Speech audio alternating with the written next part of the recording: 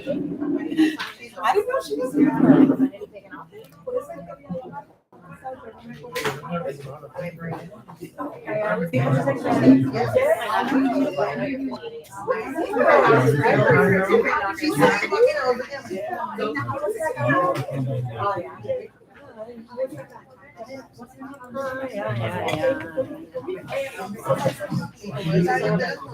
Hey, hola. Hi, how are you? I'm Anna. I'm the one with Jose Pérez, la del link. Oh my God! Yes.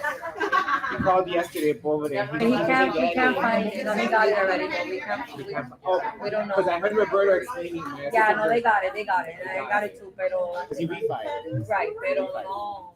No tiene los papeles de nada. Because I looked up his bankruptcy, and in the bankruptcy, all he did was modify. There wasn't a second loan. Because a lot of times what happens is that there's a first lien and a second lien. And then the second lien gets wiped out of the bankruptcy. But these were both first liens. He refied. Yeah. No sabe.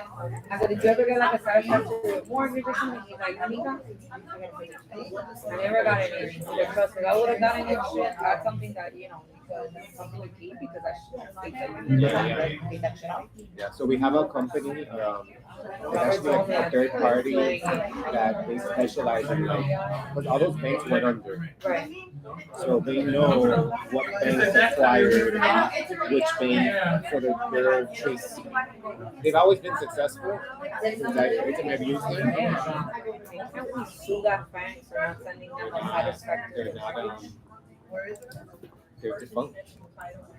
So we have to find who it is. That's a shame. Yeah. Because I saw on the internet that they didn't send that shit. Within 60 days. It was within 60 days. Yeah. But the bank is defunct. Hopefully the buyer's rate expires on the 17th. Okay.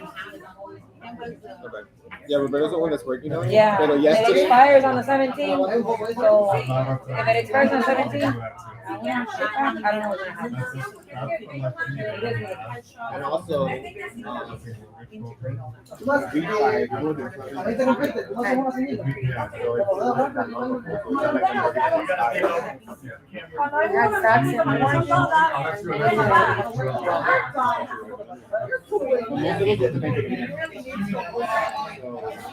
He sent me a statement que decía right now. That's the current one now. Yeah. Right now. because Countrywide got bought up by Vitrola. So if he remembers something about Countrywide with that mortgage, then most likely was Vitrola, for sure. So me tiene un dolor acá atrás de video. Yeah, it's happened a couple times. That's happened. Okay, hey, give me 1 minute, everybody. You guys are hungry, no? Get it out really quickly. Okay, 2 seconds. They're gonna explain to you the lunch menu. There's 5 things. You can choose one. What is one? Fried cow. All clothes. Fish on the ironing board.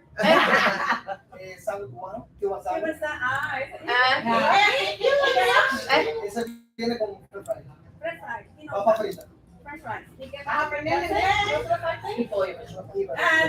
And chicken breast.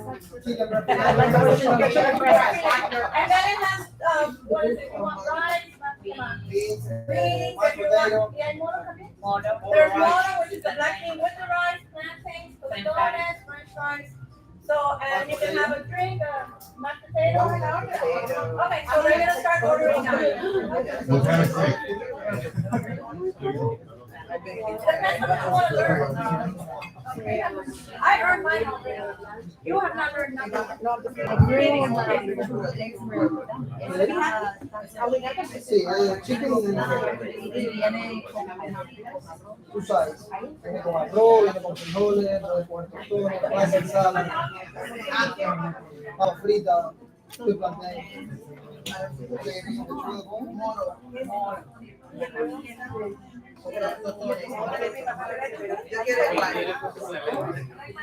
Okay, so hi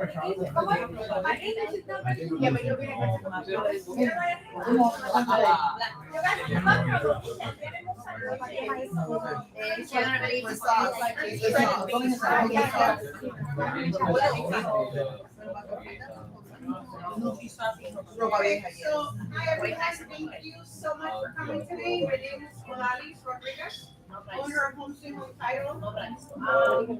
Nice to see that Denali are attorney on board. We're so happy to have him. That we needed to do so many years ago. He's also, this is Melissa, she's the licensed title agent. Hello, everyone.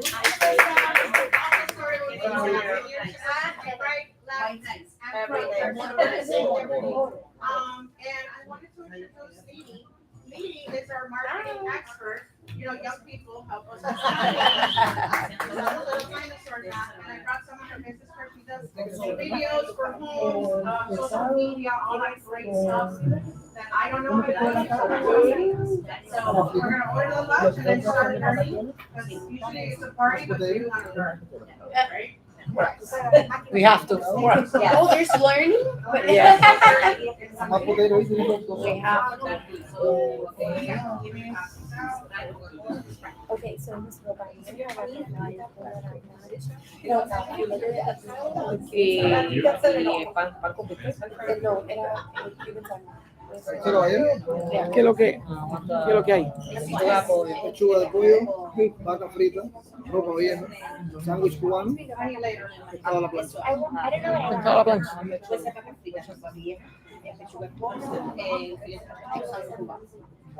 ¿Qué acompañante va a querer? ¿Tú sabes? Que tienes así arroz, Rice, beans, sweet plantain, corn, mashed potato.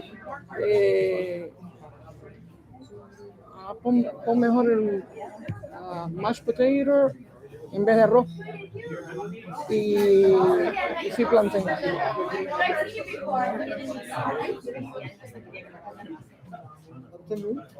Pechuga de pollo, arroz y platanito maduro.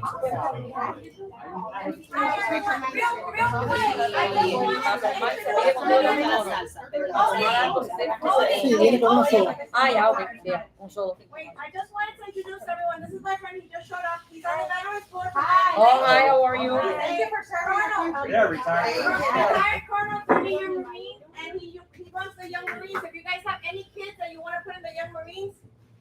Oh, that's cool. It's not the real Marines. It's like Boy Scouts. No, on steroids.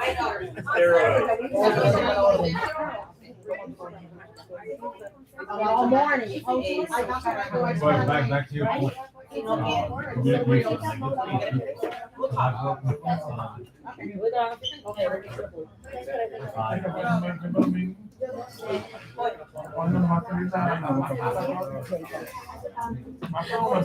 Grabando. Are you walking? Oh, you're still hurt?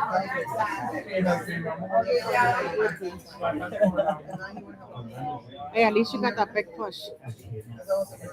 Is this my water? Oh no, this is yours. Mine is over there. Let me get that phone before you. Why are you sitting there? Sit here. No, because I'm facing and I want to see, everybody. Pero están en el chisme.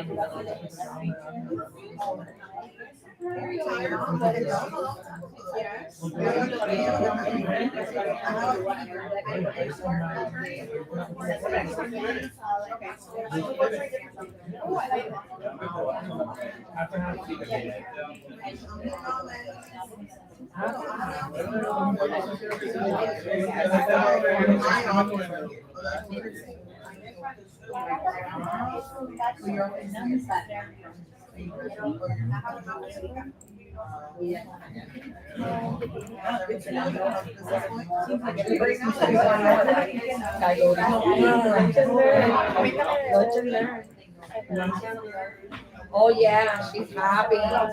She's happy. She's happy and happy and Yes, yes. I met her back in the day when she was very young. I went to school with her. And she did, but I went to school and we're friends. And when I saw her, I was like, in the pictures, I was like, all right, guys, we're gonna get started. Yeah, for baby daddy. I'm like, Everybody, can I have your attention? David, did you guys want to get started? So we want everybody to. Thank you guys for making it out today for our lunch and learn. As Cody introduced me, I'm David Javelli. I'm the attorney for Home Sweet Home Title, and I have my own office as well. Thank you guys for coming out on Thursday. We really appreciate you coming, and knowledge is key. So we appreciate that you guys are empowering yourself to become more knowledgeable in this business that's becoming ever more difficult. So in your packets, I did a PowerPoint, which is going to be brought on the TV. Throughout the presentation, I will mention or reference some line items in the contract, in the standard as is contract. So I provided a copy of the contract also in the back, just so if you guys need to reference. Can everybody hear me okay? yeah. Oh, let me wait for some people to come in.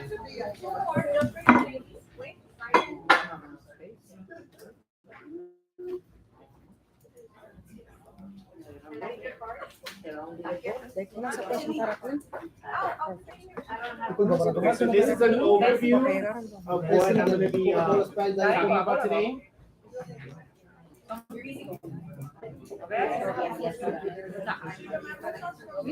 Caballero, ¿para tomar?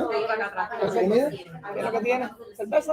No. ¿Qué es lo que tiene? Coca-Cola, Sprite, Diet Coke. Coca-Cola.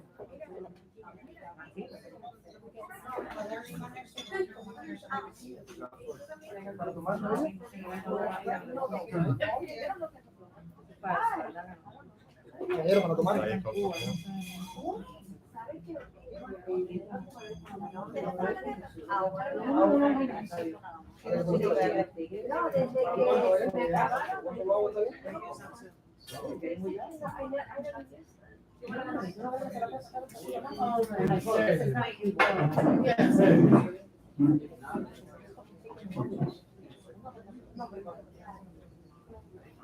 Yes.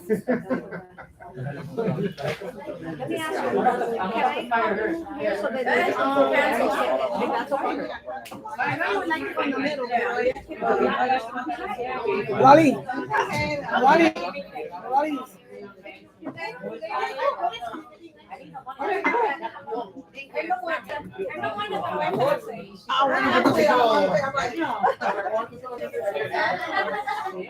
Ori, share. Ya te lo mandé por WhatsApp. Share ahora tu meeting. Okay. Facebook. Continue now that everybody has sat down. Let's continue. Okay, so this is an overview. This is an overview of what I'm going to be going over. It's the second slide. Five main topics: title search and examinations, objections to title, and a little bit about escrow deposits and escrow disputes. Okay, and how to avoid them.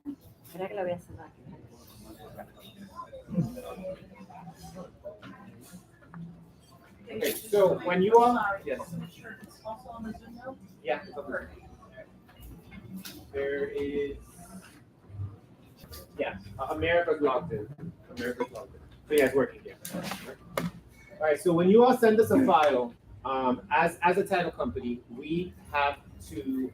It's our job to ensure title. So we go ahead and we order what's called an abstract of title. Okay. The abstract of title will provide us information about deeds in the chain of title, who the prior owners have been, if there's any mortgages on the property, if there's any liens on the property.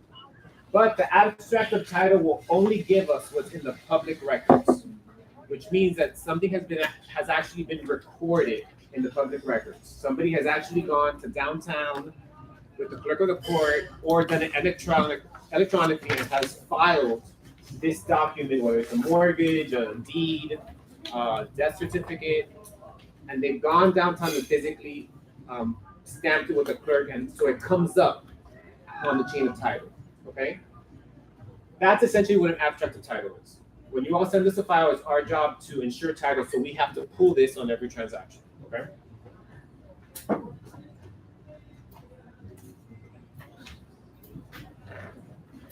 Now, as I mentioned, the abstract of title only reveals what's in the public records. We also have a municipal lien search, okay? The difference is that the municipal lien search will pull what is against the property or whatever is relative to the property with the city, okay? So the abstract of title is at the county level, and the municipal lien search is at the municipality or at the city level. In Miami-Dade County, some parts of the county are unincorporated Dade County, so obviously it would be still with the county, but it pulls different things, okay? So a municipal lien search will give us like a permit history. It will give us unpaid utility bills. It will give us whether there's any code violations against the property, okay? There are a lot of situations where something can come up on your lien search that is not on your abstract of title, okay? Can somebody give me an example of one of the, exactly? Yes, yeah. So for example, if sometimes the city will give you a code violation, but they'll give you some time to fix it. They'll send you a letter and they'll say, hey, you did this work without a permit, you have 30 days to fix it. But guess what? If we're in the middle of a transaction and your title company didn't get you a lien search, your buyer's not gonna pay. Okay? The issue is that when we go to insure title, we only have to look at our abstracts. Whatever comes up as recorded in the public records. So you want to make sure that whoever you're working with, or somebody else, that they order a municipal lien search. Okay? I've had instances where because things are not recorded, they're not necessarily title issues because they're not recorded against the property, but they come up on your lien search, but we can still close because it's not a title issue, it's not recorded against the property, okay? That's the difference. A lot of times you'll see, and I know I always tell brokers that in your form simplicity bank, they should populate this language for you. And a lot of people put it in the additional terms, which is great, and it needs to be there, where the seller is obligated to cure code violations, open permits, expired permits prior to closing. Okay, I want you guys to take a look at paragraph 9. Paragraph.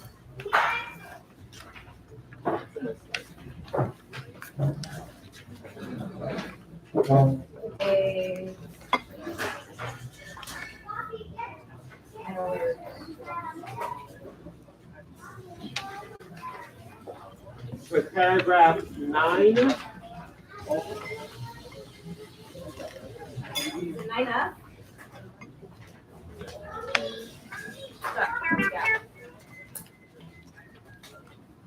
Paragraph 12C. 12C at line 280. So a lot of you may be putting this on your contracts and you may not know why, but this is why. And it's because paragraph 12C says that if there are open permits, okay, if there are open permits with the city, it puts the obligation on the buyer to close them out. Now, does that make any sense? Makes no sense. If the buyer's if you're purchasing a property, if the buyer's purchasing a property, they don't want to deal with open permits.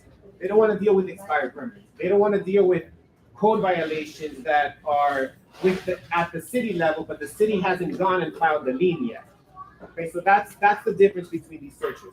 So it's very important that you put on your contracts that the seller has to close out any open expired permits and code violations as to the property prior to closing. Okay, if you need that language, feel free to send me an email.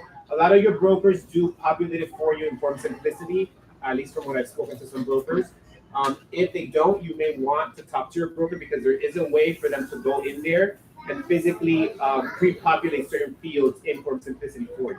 Okay, and the seller being responsible for expired permits, open permits, code violations is a big issue that should be on there and should be pre-populated for you guys. Okay. Now, I say this because there are some title companies that close without getting a lien search. Okay, which to me is crazy. Because if you run your title search and there's nothing recorded, there may be a code violation, but it's not recorded in the public records. It's not a lien on the property yet. It's not a title issue. I can insure title over it. It's going to become a lien eventually, but it hasn't yet. So that's why it's very important that whoever you're working with order a lien search. If your contract does not have that language in it, that it requires the seller to close, technically the title company doesn't need a lien search to close. Does that make sense? Mm-hmm. Yeah. Do you do, because I know sometimes would a hold harmless come into play sometimes for things that are pending like that have club? Yes. Yeah. So that's why if we're in a situation where there is an open permit, okay, and the title company has made the buyer aware that there's an open permit, but the buyer still wants to close, we can insure title. We can close because a permit is not a title issue. It's something that's with the city, right? So in that situation, we'll close with a hold harmless. Okay, because we made the buyer aware, hey, there's an open permit, you want to deal with it, that's fine. We can insure title because it's not recorded against the property in the public records. So can you force the seller to cure that if you You put can. it in If we additional put the terms? language, exactly. So you can still force, okay. Yeah, Yeah. because paragraph 12C doesn't force the seller. Correct. It puts the obligation on the buyer, which makes no sense to me. But that it's there and we got to deal with it, and that's why everybody needs to put in the additional terms. Yeah, who's gonna add So, something? really quickly, the way that we work is when we get a lien search, this is a very messy one. Okay, when we see it's like a school teacher, you see all this red all over it? This is telling us that there's problems on the property. Our processors will immediately send you an email letting you guys know these are the issues. Okay, because this will prevent the closing from taking place on time. So we email you and then you can always ask us like, hey, how can I take care of this? But sometimes we might have to go down to the county and help you guys out. We don't mind doing that, but it's just to kind of expedite and not wait till the last minute so that we're not closing, okay? So I just wanted to bring that up. Thank you. Okay, so does anybody have any questions so far on that? No? Okay. Now, I'm going to talk about a little bit about the shifting gears. So that was a little bit of title basics, the difference between a lien search and a title search, the importance of having that language in the contract. Now, a little bit of strategy, which I always like to talk strategy with my realtors. If you get, let's say you have 10 offers, and you get an offer that does not obligate the seller, that doesn't have that language on it. Realtors not like you that have not come to these trainings and don't know about it, what that tells you two things. It tells you one, that the person that you're dealing with may not be as experienced and you may not want to work with them. Because the reality is they should know that if they're on the buyer side and they didn't put that in there, they're not like you guys that are coming into trainings and getting knowledge and on top of your game. Okay? Or you may, if you know the property has issues, you may just want to tell yourself, hey, pick this offer because you're not going to be obligated to close out the permits. But it's a double-edged sword. Because then if something does happen and the buyer tries to get out, you are dealing with an unexperienced realtor.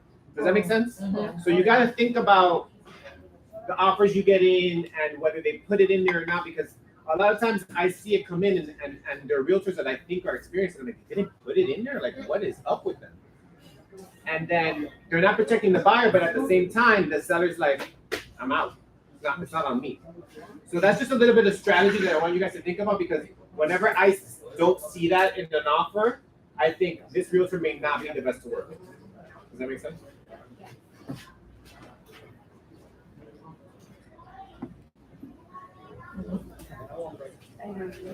Okay, so buyer's escrow. I skipped the. Yeah, you skipped the deadline.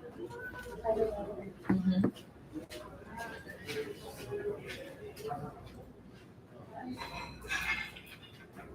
Okay, so title evidence and objections to title. Okay. Title evidence is what I was talking about, is your abstract of title. Okay.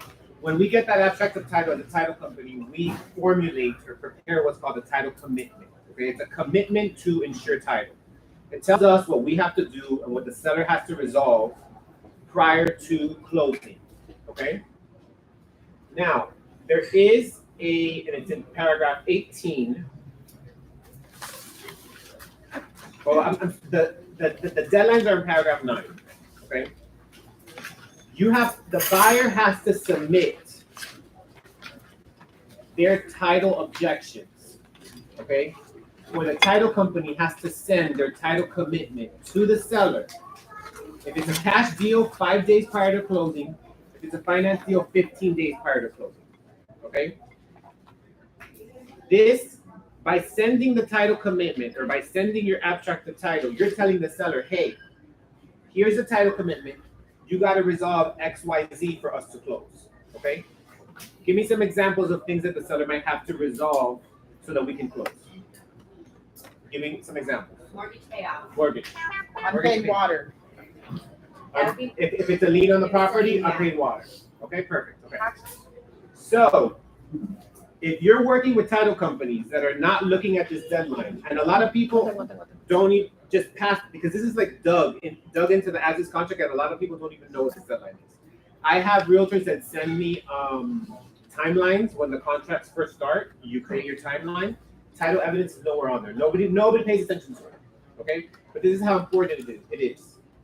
If you miss the deadline and you don't send the seller your title commitment with what the seller needs to resolve prior to closing, you waive it. You accept title as is. Okay? That's in paragraph 18A, and it's in the back in all the boilerplate language, but it says that if the buyer fails to timely provide objections to title or send the title commitment and tell the seller what they have to fix prior to closing, they accept title as is. Okay? So I've had situations where title company did not send title commitment, title company did not send objections to title, and my seller last minute doesn't want to sell the house. So I told the buyer, okay, you didn't send me your title commitment on time. You can close with my mortgage on it and with my code violation on it. And of course, no buyer is going to do that. So I just got my seller out of the bind because they decided not to sell the property because the title company is not on their game and didn't send out that commitment on time. Okay? So you got to be working with people that know the contract, that know the law, and that send out these commitments on time. For example, I know at Home Sweet Home Title, they order it immediately. Okay? I wait a little bit, maybe like 2-3 days, but Odie and their team, now that I'm a part of them and I review all their files, they order it immediately. Okay? Whenever we get a file, we make sure that we keep that deadline on our calendar and that we mark it off as an event in our system, because it's very important that that gets sent to the seller or the seller's counsel so that the seller knows what they have to fix or what they have to resolve prior to closing. Because if you don't send it, you may be in a situation where the seller can back out. Okay? That may happen on situations where you have multiple offers. Let's say you get let's say you're the listing agent and you have multiple offers. And after you went under contract, you got over asking, over appraisal, the best cash deal that you can get. Okay? The seller may want to get out of it, right? And go with the other offer. And guess what? They may be able to if the buyer's title company didn't send this on time. Does that make sense? So it leaves loopholes out, and you got to be working with people that obviously are representing your interests. The seller that I mentioned that I got them out, I stayed quiet. They were just fighting me about other stuff, and I stayed silent. I didn't mention the title. I didn't ask for the abstract of title. I didn't do anything. I just shut my mouth. And on the day of closing, they wanted to close, and I said, okay, fine, we'll close with my seller's mortgage on the property. And I was in my right because they never sent me the title commitment. So those are called title objections, and they're sent with the title commitment. Okay, does that make sense? Any questions? What's the time frame to send in the title commitment? So for finance transactions, and obviously this is something that the title company and that we are in charge of. But I just want you guys to know, because I can bet that half of you have never seen a title commitment, because the title company don't send them out. Okay, and then it's a big mistake, because they should be sending them out to the seller's agent or to the seller so that they know what they need to resolve. Okay. For finance transactions, the contract defaults to 15 days before closing. For cash transactions, the contract defaults to 5 days before closing. Okay. Questions on that before I move on? But you can change that date, right? Just Yes. Yeah. It's just the default. yeah. There's a blank that says fill in. If you don't fill it in. So this is what I mentioned. If you fail to timely object to title, buyer indicates that they accept title in the condition that it is with all defects. That's lines 390 and 391. And again, that's in paragraph 18 of the contract. It's buried in there, but it's a way that people can get out of stuff. And that's the last thing you want, okay?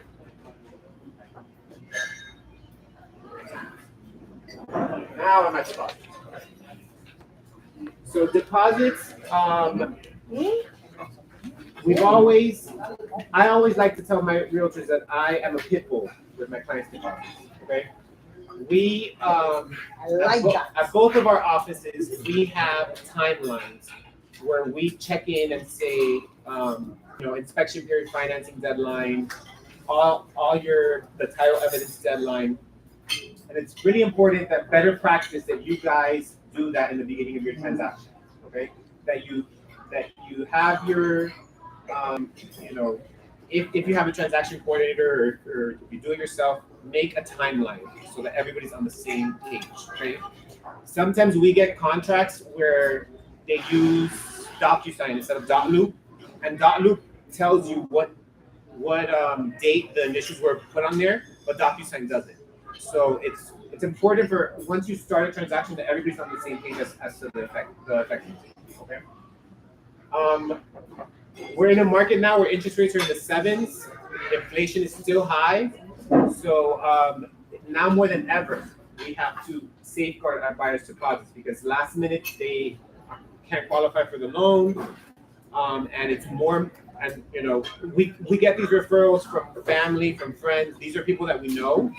So everybody knows a realtor, I like to say.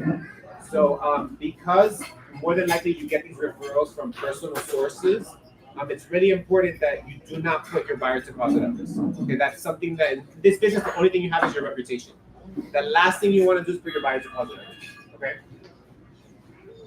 So whenever you have a let's assume that you're in a finance deal, okay? Because typically the deposit is a bigger risk, or more.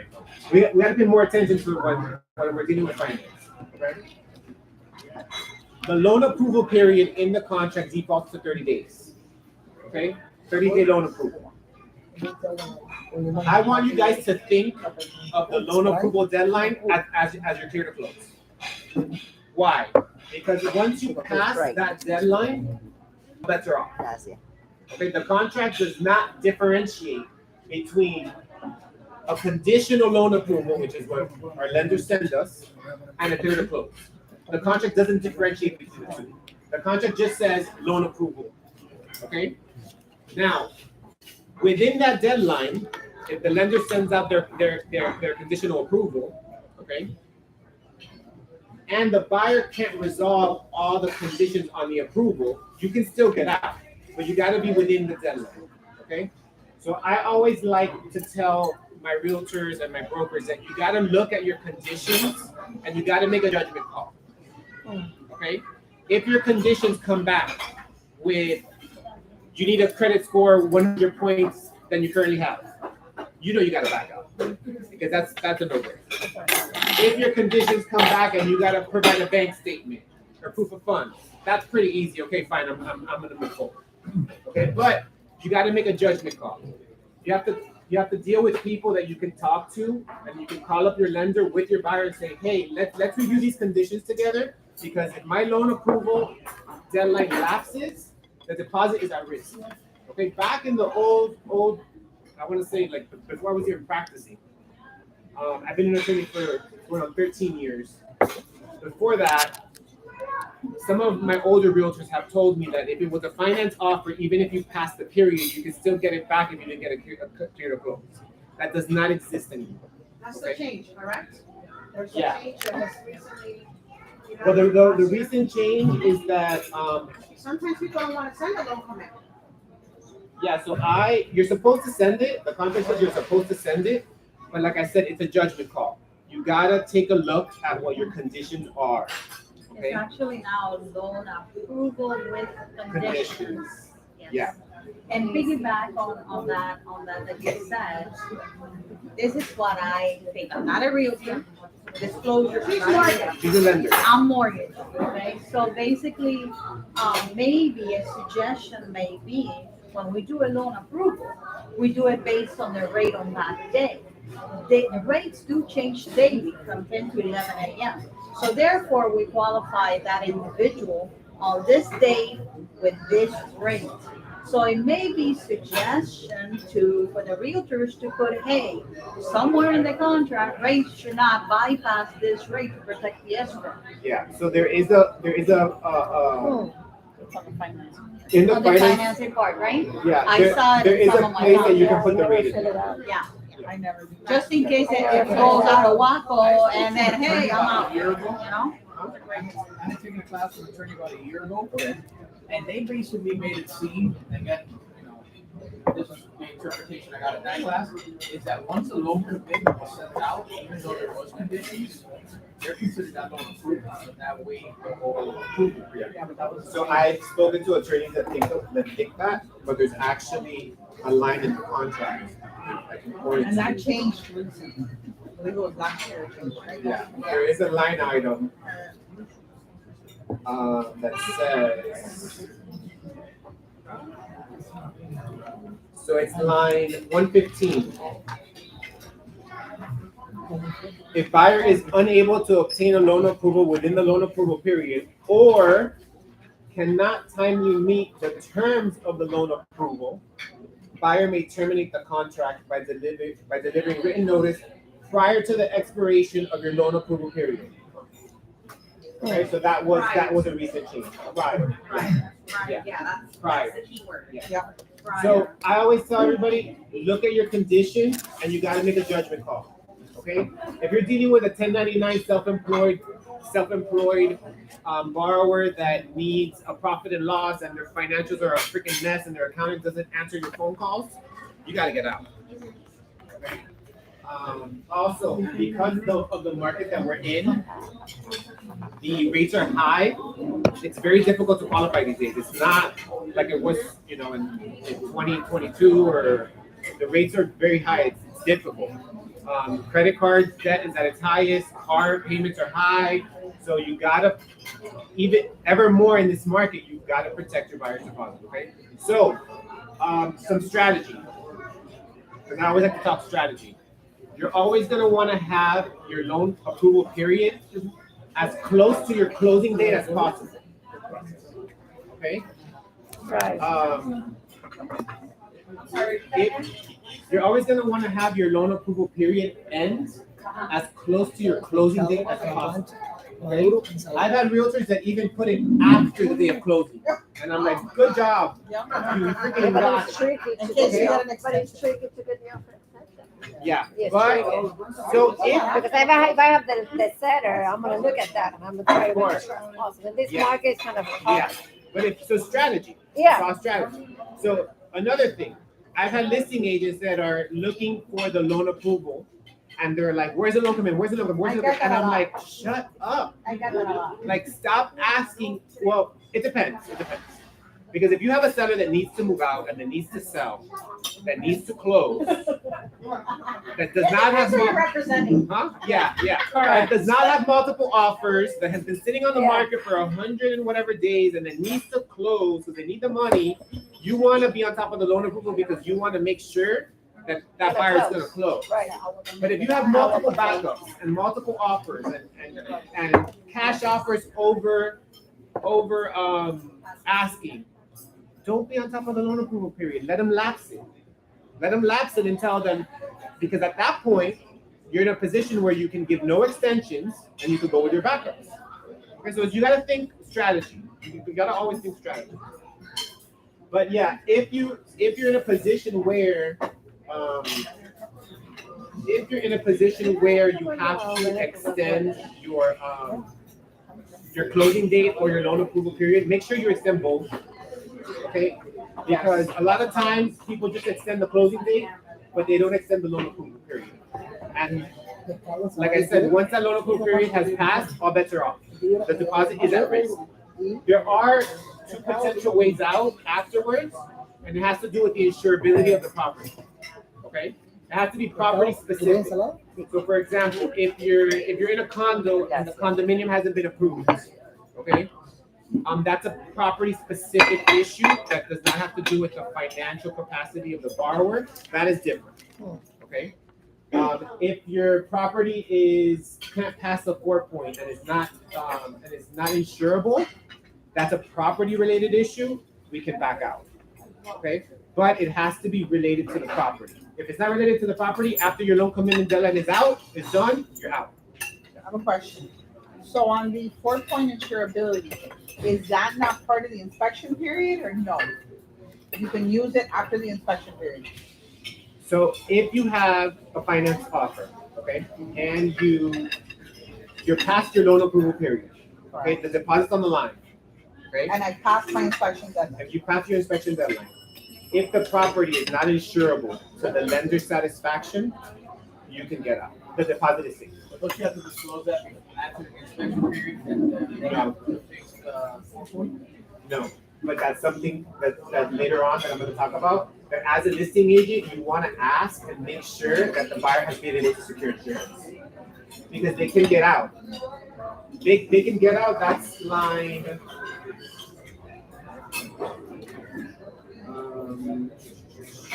Like 128. Property-related conditions of the loan approval have not been met. Okay, which means which is the insurability of the property, or if you're in a condo, that the condo hasn't been approved. I have a closing tomorrow. Can't they come back and say we didn't even know that wasn't insurable? Like nobody even advises that we had to get this thing rectified. I mean, say again? Insurability. Like, let's say it doesn't pass a 4-point. Okay. And you never let the listing agent. And then you try to get out of it and say, oh, well, I can't get insurance, then they're past the 4-point. Can't they come back and say, we weren't even aware of the situation that we needed to fix? Well, you don't have to disclose that. You have to disclose and keep the listing agent up to date with your financing, but that doesn't necessarily mean that you have to keep them up to date on the insurance. Okay, so I'm a buyer, and I go and I have a contract on property, and I have an inspection, and it doesn't pass the 4-point. I'm obviously want to disclose that to my listing agent because I want those things fixed in the event that we close and get insurance. Of course.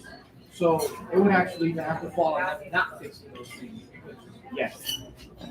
By the way, guys, we have an insurance agent here. If you Yeah. guys want to get her card. Yes, you do. That's why I pointed at her before when I think you asked me a question. So it's just in there that attorneys like me use it as a carve out to kind of save deposits when agents have passed their loan approval period. So I say, did you get insurance? And they say, no, we have an issue with the 4-point. I'm like, perfect. We can back out. Because like I said, I'm a pit bull with the deposit. So that is one of the carve outs in the contract that allow for you to get out if you pass your loan approval period, but the property is not insurable. Or you're in a condominium where the condo project has not been approved yet. Okay? Does that make sense? Right? Yeah. What happens if people walk through the DJ closed, like, and yeah, this is on the lender and something wasn't fixed. The same 7 days? Can we do an addendum Because sometimes and still close, or you is can do it it after mandatory 7 days that or we fix have it to. and then we have to postpone the closing because 14 they're days worried? period. So everything's negotiable. Everything's negotiable. You could close You and do can an addendum. close with an escrow holdback, assuming the title company is okay with it. Okay. And what I like to do is I like to say, seller has to fix it within 10 days. If the seller doesn't fix it on the 10th day, buyer's deposit automatically. You give me for this, yeah, like the same thing you do when they're gonna send it off, right? Right, and now it sits there forever and that's forever. Yeah, make a deadline and make it automatically payable to the buyer on the 10th day or on the 11th day. He has a question. Let me ask you a question. When you put a deposit in 7 days period and buyers want to get off the contract, what's the legal day that you have to release out of the contract? In what period? Frame time. The You got inspection 7 period? days. Yeah, The inspection period? yeah. You got to do it right at the last minute or 2 days in the 7 days period. So you can cancel as long as you're within your inspection period, you can cancel. No, but It doesn't matter if it's on the 7th day or the 5th day, it doesn't matter. But you have to be in the 7 days. Yes, within the 7 days. Not in the 8 days. No, You yeah, have to within be the 7 the last minute, 7 days, you have to do it. Within the 7 days, yeah. And if it lands on a Saturday, Sunday, or holiday, it rolls over to the next business The next business day. for everything. And whatever they may want for the lender not to see, the addendum cannot be numbered. Because we are going to ask you for all the numbers of all the addendums. And if something that we cannot see or something that is in between you guys, realtors, I don't want to see it. So I will be, I will ask you, and the underwriter will ask you for every single numbered addendum, right? Right. I thought for inspection period, Saturday, Sunday. It doesn't count. Saturdays and Sundays don't count. The only times where it doesn't count is offer and acceptance. So if you send an offer and it's you send out an offer and you give them 24 hours to respond, if that 24 hours lands within a Saturday or Sunday, that is the time. But any other time, if the closing date inspection period lands on a weekend, holiday, it rolls over to the next business. I have a file. Yes, it's only if it lands. If the last day lands on a Saturday or Sunday, it rolls over. So for example, let's say you're a buyer's agent and you're gonna go effective on a Saturday. If you put a 7-day inspection, it's gonna be the next Saturday. So you're really getting Monday. 9. Oh. So for that, you could just put, you can put less of a period because it's gonna roll over anyway. That makes sense? Oh. Okay, David, I have a file closing tomorrow. And the seller is now saying he doesn't want to close because he has to pay too much taxes to the IRS. And my buyer is dying. He's in default. He has to close. He has to close. Yeah. That's what But I I said. heard in his homestead, there's Yeah, and if he doesn't protection for close, homestead properties. But if it's your homestead property, you don't have to sell. That's what I heard. I mean, I've heard it's like 2 No. figures. If you sign the contract to sell, you're legally obligated to sell. Even if it's your homestead. Even if it's your homestead. Well, you need a contract. Okay, I'm gonna this. Yeah. You can David, break. so I was confused because, as you said about the inspection period, again, for years, I was told that all time limits are calendar days. So it doesn't Yeah. matter if it's a holiday or weekend. So I'm They're confused calendar about days. that. They're calendar days. But if the last day lands on a Saturday, Sunday, or holiday, it rolls over I to was the glad next to know because business. on a Sunday night, I feel like, oh my God, today's the last I know, day. me too. It rolls Me too. over. Yeah. Running like a maniac, like, The oh. only time that doesn't apply is with offer and acceptance of offer. That's why, that's it. All right, so if you're ever in an escrow dispute, let's speed through this a little bit because it's not too When much. it happened, we forgot. If you're ever in an escrow dispute, the buyer's deposit is considered liquidated damages. That means that is the amount set that the parties agree would be the damages if the property doesn't close. So for example, I've had sellers where the buyer fails to close and the seller says, I already moved out, I already got a storage, I already rented a place. My damages are $30,000 because I had to get a moving truck and I had to pay movers and I had to get I had to put a deposit on a lease. Guess what? The only thing you can go after the buyer for is the deposit. Even if you go to the other court and file a lawsuit? No, it's liquidated damages. The contract says that the buyer's deposit is liquidated damages. Liquidated damages means that it's a predetermined amount specified in the contract that would be the damages to the party if the other party doesn't perform. Okay, so if you have a seller that is screaming and hollering and doesn't want to give you an extension, and it's gonna go after your escrow deposit because the seller's moved out and whatever, and they moved to South Carolina and they already have their house and all of that, and you only have $5,000 in deposit, give me the extension because you're only gonna get $5,000 anyway. Does that make sense? So you won't get threatened, because I heard like those threats of 50,000 if I go to court, so now you know that threat is not. The buyer's deposit is the max that they can go after the buyer. Okay, and litigation is possible. Yeah.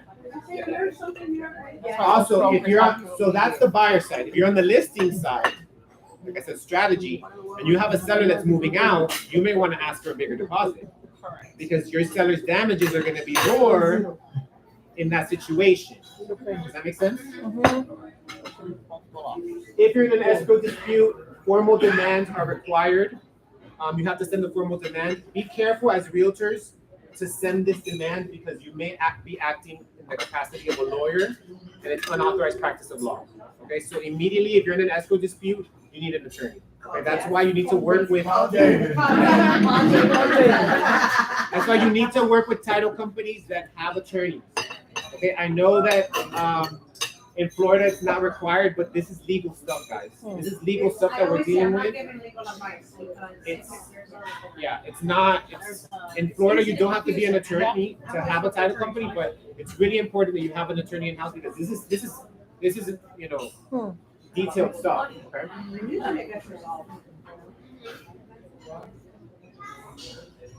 Okay, if once parties make formal demands for the deposit back and forth, seller demands the deposit, buyer demands for a cancellation of release. If that's not worked out, the contract requires that you go to mediation.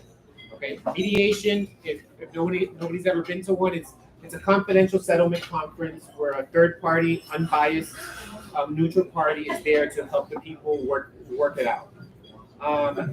The parties have to pay for the mediator's split, and they have to pay for their own attorney's fees and costs as well. Okay. In court, if you go to court and if the responsibility of the party that defaulted, if you go to court, that's when you can get attorney's fees and costs. So if you file suit, that's when you can then recoup attorney's fees and costs from the other party. But if it's pre-suit mediation, if you're getting threats like, oh, you're gonna have to pay my attorney's fees and all that, it's BS. Unless you go into actual litigation, okay? Which 9 times out of 10 doesn't happen. Litigation has to be filed if mediation doesn't resolve the issue. And this is my favorite thing, is that a seller cannot close on another contract without a cancellation of a current one. So a lot of times I get my buyers out of a bind because I tell the seller, I'm going to tie up your property in litigation for 3 years. Okay? The contract requires that we go to mediation. Guess what? I'm going on vacation for a month. I'm not going to be available. Okay? So, why? Because when you go to closing, standard closing affidavits that every attorney and every title company has signed requires the seller to say that there are no other contracts that are pending the disposition of the property at the time that affidavit is signed. Okay, and that's why a seller cannot sell if there is a dispute as to the underlying deposit on another buyer. Right? So a lot of times if you're getting those threats, if they're gonna really go after the deposit, they're gonna be tied up in litigation depending on what the buyer's decision is gonna be. They can't sell, where it's just signed, you got everybody ready, They have to sign a formal cancellation.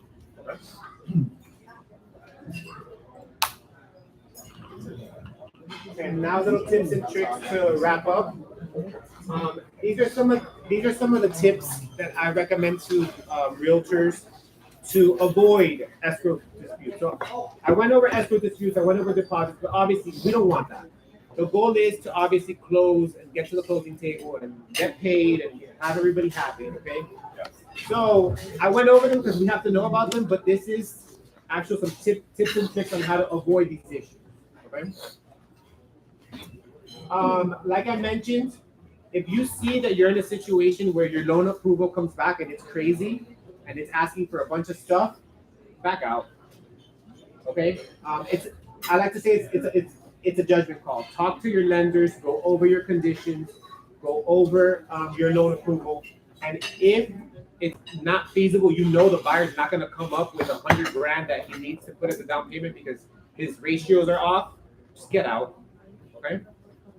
If you're going to extend the closing date, a lot of times the lender says, I need more time, I need more time, I need more time. Realtors go and they extend the closing date, but they don't extend their loan approval period. You got to extend both. Okay? You got to extend both. Listing agents, like I mentioned, Jesus, right? Jesus.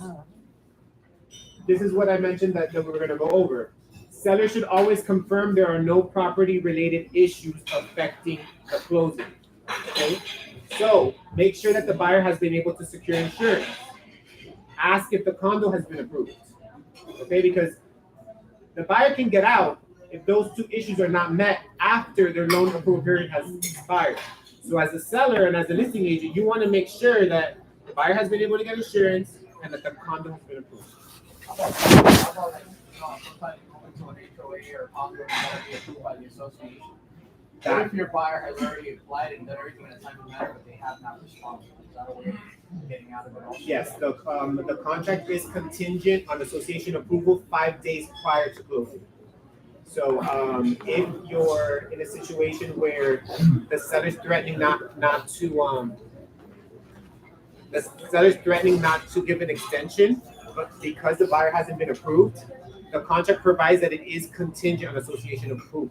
Okay, now, as the seller's attorney, I'm going to say, did the buyer apply on time? Did the buyer submit a timely application? Did he submit all the documents that they asked for? If they asked for subsequent documents, did he send it on time? Okay, so you got to make sure, if you're going to pull that card, you got to make sure that you have your ducks in a row. I wanted to also mention the list that we could email to everyone about the certificate of occupancy. I have a lot of people missing this. That's still going on. Yes, you need a certificate of occupancy. Okay, and this is another one of my favorites. This is sort of a, I don't want to curse, but this is sort of it's not a nice move. It's not a nice move, okay? If you're in a situation where you've given 2 extensions, and like I said, this is specific to your transaction. How has your relationship been with the other agent? How has the buyer acted, okay? If you're in a situation where you've given multiple extensions, and the buyer's asking for another one, okay? And you want to close, but you have backups, and you want to give an extension, but you want to let them know that you're not playing any games, okay? Make an automatic cancellation as part of your addendum, okay? I haven't seen this used a lot, and it's a really good tool, and this is some language that you can use. In the event that the buyer doesn't close on X date, the contract is terminated, the escrow agent can release the deposit to the seller, and it's done. You don't need another cancellation. And what happens in the event, like I know someone had a file where they didn't disclose that there was probate. And his buyer was like, I'm not waiting, 6 months to close. Your title commitment, your title objections. Yeah. You backed out, right? Your buyer backed out of that one? Because it was just gonna take forever. Yeah. So you're saying. But that's supposed to be disclosed. That there's Yeah. probate. Yeah, go ahead. So you're saying that I include this language in that addendum, I don't have to go for a release and cancellation? No, you don't. This will take care. This would take care of it. I love that. Yeah, I love it too. So, And when so I have if to- you are, so ways to use this, okay? Ways to use this, like I said, strategy. Let's think strategy. If you're a buyer and you know you're gonna get the clear to close, the lender tells you it's just in underwriting, I'm just waiting for it, it's gonna be, it's in the pipeline for review, and the buyer's so confident that they're gonna close, tell them, listen, I just need 3 more days, I will make the deposit payable to the seller if I don't close. You know that seller's gonna give you the extension, okay? Because you're telling the seller, if I don't close, there's no litigation, there's no claim on the deposit's yours, okay? If you're a buyer. If you're a seller, this is a mean move on the first extension, okay?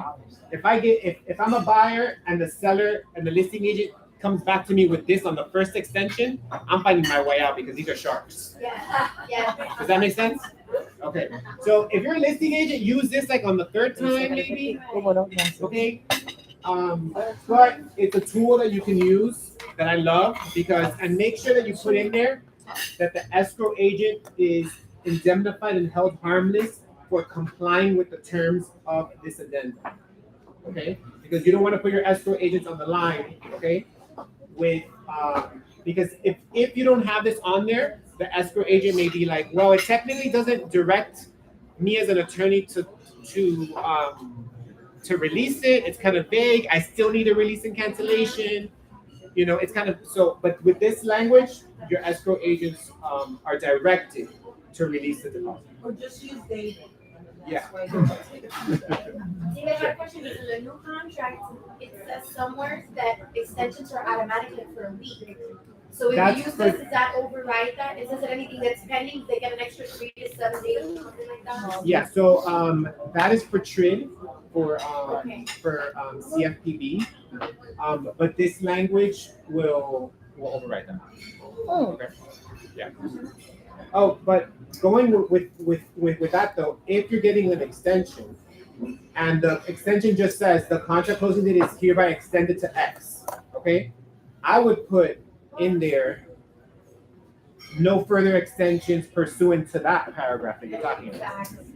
Okay, because you're technically just extending the closing date, right? So your contract the closing date is extended, but then the lender can say, oh no, but I still have 7 days of my closing date because of TRID, right? So in an extension, that's very smart. You would want to put in there that the closing date is extended and no further extensions allowed pursuant to that. I think it's 7 something. Okay. It's 5. It's lines 55 through 60. It's a 7-day extension for disclosures. Yes. Yeah. So you would want to say the closing date is hereby extended to X date. No further extensions allowed pursuant to paragraph 5A, for example. Okay. Or like Libby said, use me and I'll help you out.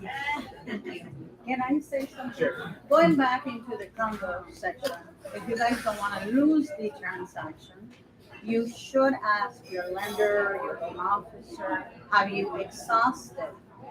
Always, there's a way that to approve a condo, even though they don't have reserve. 20 years ago, 25 years ago, we used to call it spot approval. Now it's called single unit approval. So if your loan officer, your broker have no idea what in the world they're doing, you're going to lose that transaction. And your commission, for that matter. So there is a way. Okay, guys, that's it. Thank you guys for listening to me. It's been a Thank you so much. informative audience.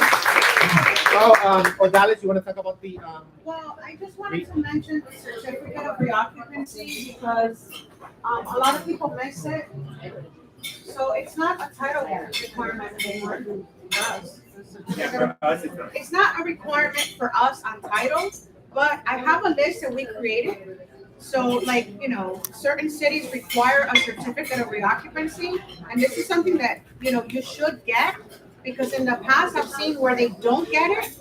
And then the buyer is in a pickle, but the seller already sold. Yeah. Can you talk a little bit about this? We have a list, we can send it to you so you have it. I will definitely talk about it, but I did have one little question, and maybe this will be a question for Idania and David.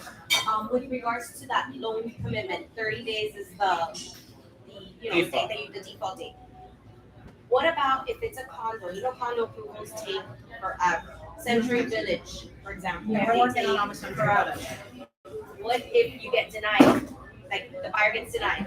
So the condo writer Okay. has a provision that the contract is contingent on the association approving the contract. Okay. Yeah, 5 days before closing. Usually I get you worried, I'm like, oh my god.